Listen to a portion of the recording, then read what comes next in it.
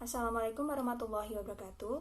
Yang terhormat Bapak Abdul Hakam Solahuddin MH, selaku dosen pembimbing mata kuliah Hukum Tata Negara, serta teman-teman semua.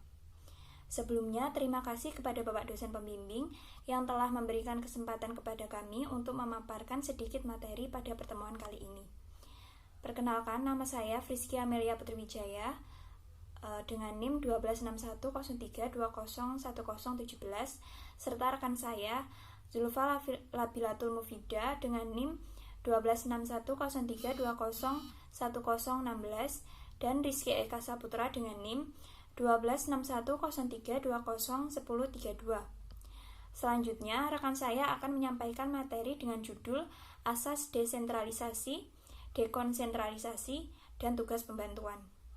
Yang pertama adalah asas desentralisasi. Menurut Hans Kelsen, desentralisasi berkaitan dengan pengertian negara karena negara merupakan tatanan hukum atau legal order. Maka pengertian desentralisasi itu menyangkut berlakunya sistem tatanan hukum dalam suatu negara. Berdasarkan pasal 1 Undang-Undang Nomor 32 Tahun 2004, maksud dari desentralisasi ini merupakan penyerahan wewenang pemerintahan oleh pemerintah kepada daerah otonom guna mengatur dan mengurus pemerintahan dalam sistem negara kesatuan Republik Indonesia. Klasifikasi pemaknaan desentralisasi ini menurut beberapa tokoh. Yang pertama, desentralisasi sebagai penyerahan kewenangan dan kekuasaan, desentralisasi sebagai pelimpahan kekuasaan dan kewenangan, desentralisasi sebagai pembagian, penyebaran, pemecahan, dan pemberian kekuasaan dan kewenangan, serta desentralisasi sebagai sarana dalam pembagian dan pembentukan daerah pemerintahan. Menurut Juniarto, ada 3 elemen pokok dalam desentralisasi. Yang pertama, pembentukan organisasi pemerintahan daerah otonom, pembagian wilayah negara menjadi daerah otonom, dan penyerahan wewenang untuk mengatur dan mengurus urusan pemerintahan kepada daerah otonom. Asas dekonsentrasi. Menurut Undang-Undang Nomor 32 Tahun 2004 dan Peraturan Pemerintah Nomor 7 Tahun 2008 adalah pelimpahan wewenang pemerintahan oleh pemerintah kepada gubernur sebagai wakil pemerintahan dan atau kepada instansi vertikal di wilayah tertentu. Tujuan desentralisasi yang pertama, meningkatkan efisiensi efektivitas pemerintah, pengelolaan pembangunan dan pelayanan umum, menjaga komunikasi sosial budaya, menjaga keutuhan NKRI, dan menjaga keharmonisan pembangunan nasional.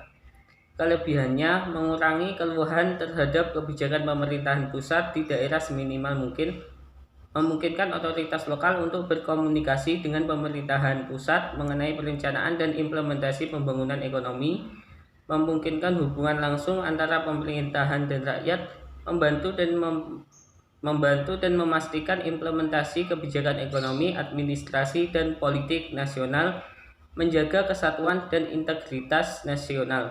Kekurangannya, struktur tata kelola yang kompleks membuat koordinasi menjadi sulit. Keserasian dan keseimbangan antara semua kepentingan daerah cenderung lebih terganggu, yang menimbulkan fanatisme pada tiap daerah. Pengambilan keputusan butuh waktu yang lebih lama, membutuhkan biaya yang lebih tinggi. 3. Yaitu tugas pembantu.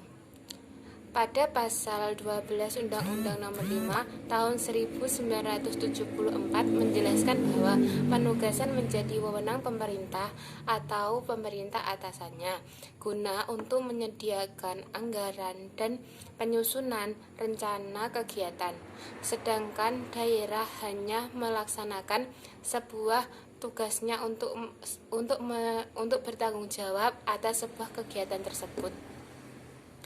Pada pasal 1 huruf G nomor 22 Undang-Undang tahun 1999 menjelaskan tentang sebuah hak dan kewajiban dalam tugas membantu yang diseimbangi antara pemberi dan penerima.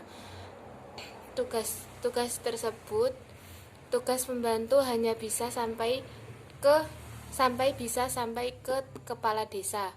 Dalam butir C Undang-Undang Nomor 22 Tahun 1999 menyatakan bahwa desa memiliki hak dan wewenang untuk melakukan tugas dan pembantuan dari pemerintah provinsi, pemerintah kabupaten atau kota. Arahan pemberian tugas pembantu sebagai berikut. A.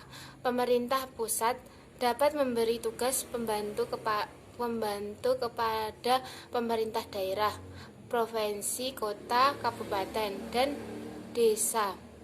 B. Pemerintah provinsi tidak dapat memberi tugas pembantu kepada pemerintah kabupaten atau kota dan hanya dapat memberi tugas pembantu kepada pemerintah desa. C. Kabupaten dapat memberi tugas pembantu kepada desa, sedangkan kota tidak dapat memberi tugas pembantu kepada desa dikarenakan desa tidak masuk dalam wilayah kota. Perubahan kebijakan tugas pembantu. Menurut Undang-Undang Nomor 32 Tahun 2004 berdasarkan pasal 1 poin 9 Undang-Undang Nomor 32 Tahun 2004 dinyatakan bahwa atas asas tugas pembantu adalah penugasan dari pemerintah kepada daerah atau desa, dari pemerintah provinsi kepada kabupaten atau kota dan atau desa, serta dari pemerintah kabupaten atau kota kepada desa untuk melaksanakan tugas tersebut. Selanjutnya pada pasal 20 ayat 3 Undang-Undang Nomor 32 Tahun 2004 juga menjelaskan tentang asas tugas pembantu yang menyatakan bahwa dalam menyelenggarakan pemerintahan daerah menggunakan asas otonomi dan tugas pembantu. Tujuan tugas pembantu berperan penting dalam mengajukan wilayah serta mensejahterakan masyarakat dengan memberikan tugas pembantu kepada daerah dan desa. Tugas pembantu juga berperan untuk tercapainya efektivitas dan efisiensi penyelenggaraan pemerintahan, pembangunan, serta untuk pelayanan kepada masyarakat. Baik, sekian presentasi dari kelompok kami. Selanjutnya akan dilanjutkan sesi tanya jawab melalui grup WhatsApp dan juga pada pertemuan kuliah luring. Wassalamualaikum warahmatullahi wabarakatuh.